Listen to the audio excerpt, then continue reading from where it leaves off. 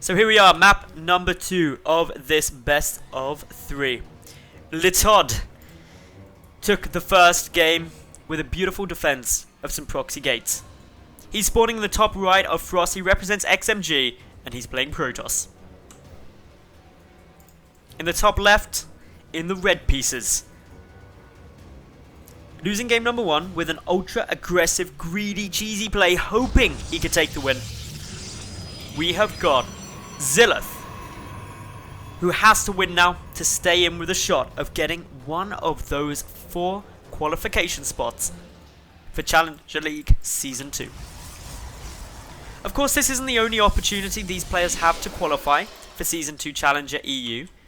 This is qualifier number 1. Tomorrow and Wednesday are qualifiers number 2 and 3. Pretty simple, I'm casting those. And then Thursday is the ladder wildcard, where you've got to have 200 wins in Season 1 or 2 in order to be able to play in them. So a much smaller bracket, got higher odds of getting through, as long as you've got the skills. But I suspect most people will be playing in all of them, because that's where your chances lay. Early scout now coming down from XeLiatH, wants to make sure that he knows where his opponent is. ToD though, he should be a bit more confident that proxy gates aren't going to be occurring. They're not impossible, to be fair, but it's less likely. Oh no, they're going to actually bump heads to see where the other's spawning. Or are they? Oh, yeah. Okay, so they do. Sees where that probe's coming from. If ToD was paying attention, he should now know his opponent's in the top right, but frankly may not have been looking. It's really possible that he doesn't check there. Regardless though, once the probe comes in, he's going to see that, and he'll know that his opponent can't be cross spawns unless it was a ridiculously early scout. ToD going into 4 probes in each gas. Meanwhile, over on XeLiatH's side, he's going up to 5 probes in gas, probably 6, there we go. So it's a lot more tech heavy. Going to be looking for things like Stargates, things like Twilight Councils, nice and fast. Whereas ToD, he's also now going up to those 6 probes in gas, but it's fractionally later, allowing him to squeeze 1 additional probe out a minuscule amount sooner. And it is a minuscule amount, so it doesn't make a huge difference. But in mirror matchups, every little really does help. ToD has the disadvantage this game of scouting clockwise and not scouting his opponent first. So doesn't actually know what XeLiatH is going to be throwing out. But XeLiatH is playing a relatively defensive game. Chrono boosting, this is interesting chrono boost spending. Chrono boosting on warp gate tech, but also chrono boosting out a sentry. The reason that's quite interesting is because generally chrono boosting out a sentry isn't needed. It's not like it's going to be going for a big aggressive play or something like that. And the only time you see it generally chrono boosted as the first unit is if you need to force field off urgently. So potentially coming down in order to chrono boost to deny the probe scout, which is a possibility. It's something that can happen, but there's nothing really being hidden at the moment. So I'm interested to see what XeLiatH is using this for, what he's going to be trying to do with it, what sneaky stuff is coming. ToD though, adding in Twilight Council right at the back there. No force field or anything like that, so the probe will come in, going to get a look around and be like, hey, bro, you must have a lot of gas. What are you going to be spending it on? Probe dies, sacrifices himself to see nothing, apart from the fact that there are 6 probes in gas, so that's important to know. Robo also coming down now from ToD. More likely to be Blink coming down now as opposed to the Dark Shrine, although not definitely. With the additional gates being added in already though, it probably will be Blink as opposed to the Dark Shrine, but XeLiatH doesn't get the scout down there with his Mothership core. That's a little bit frustrating for him. No sign of anything starting up yet, keeping a close eye. XeLiatH, however though, has expanded. Also getting down the robotic facility, later than ToD by about 30 seconds, but the Nexus hugely earlier. ToD not looking to try and expand yet. Instead, he's just grabbing down Blink, grabbing on these additional gates. The Robo gives him the Observer for the high ground vision. And it's going to be a battle of that high ground vision and getting those through. XeLiatH, however, wisely using a hallucinated Phoenix to come through. Sees the chrono boost on the Twilight Council, knows now that it's Blink coming, and should be more than happy with having a good read on how ToD is going to be playing in the mid game. So we've got a decent number of sentries, Stalker there, but this natural base, it's at least 100 seconds in game quicker than ToD's. Probably more like about 2 minutes. I didn't get the exact time, but around 2 minutes seems right. giving XeLiatH a great economy compared to that of the XMG player. XeLiatH, knowing the blinks on the way, has already started the Immortal production. 2+ Immortals instantly means that ToD is going to have a really tough time. One Immortal up against Blink Stalkers, you're able to just blink aggressively on top of it and snipe it down before it ruins everything. But 2 more, you can't actually pick them off generally quickly enough before the others have just destroyed all your Stalkers and you're having a very sad day. Decent number of Stalkers down there for ToD, who is expanding out, and I suspect because he's been scouted, he isn't going to commit too heavily into being aggressive right now.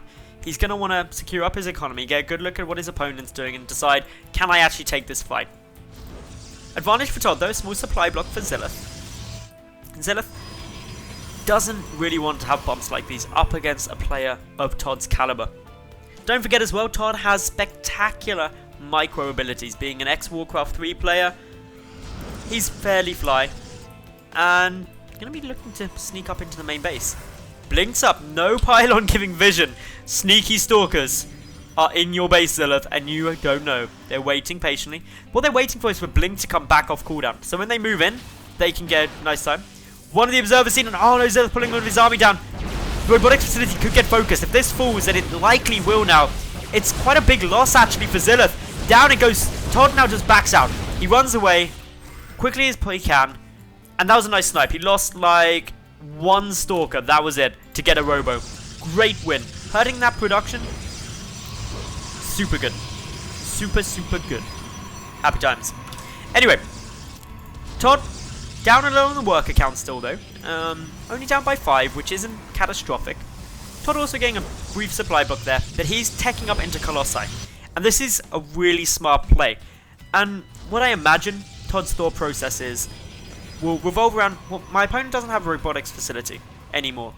So he cannot possibly have started his robotics bay until that's rebuilt, which is over a minute in-game. If he did it instantly, which he probably suspects he didn't.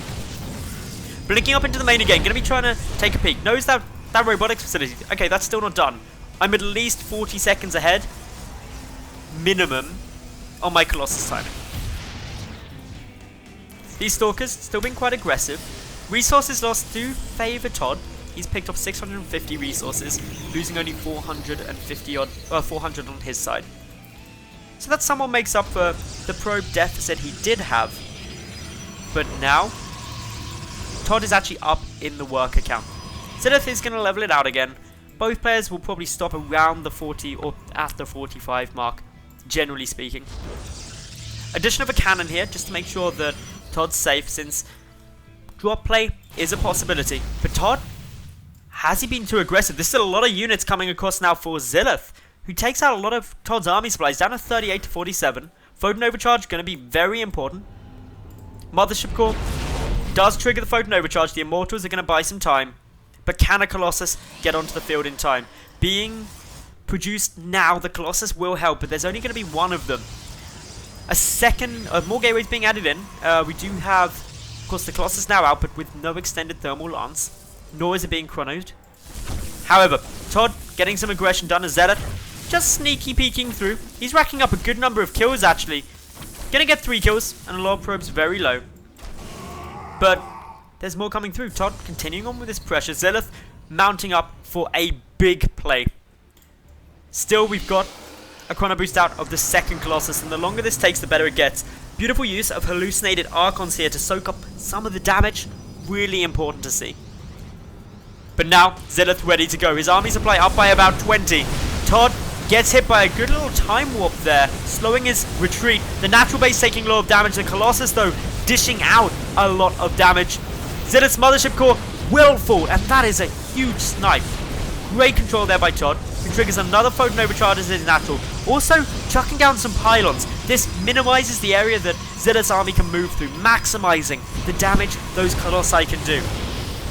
He's doing a really nice job here. XeLiatH going for it, a massive blink forward. Wants to try and get that Colossus, but no focus fire. These Colossi racking up a lot of damage. Maybe not many kills, but that splash, so important. The Immortals as well, for ToD doing a lot. One Colossus falls, the second one back up on the high ground. Extended thermal lance, nearly done. but it's not going to matter. XeLiatH's army melting. GG is called, and XMG's ToD takes the series 2-0.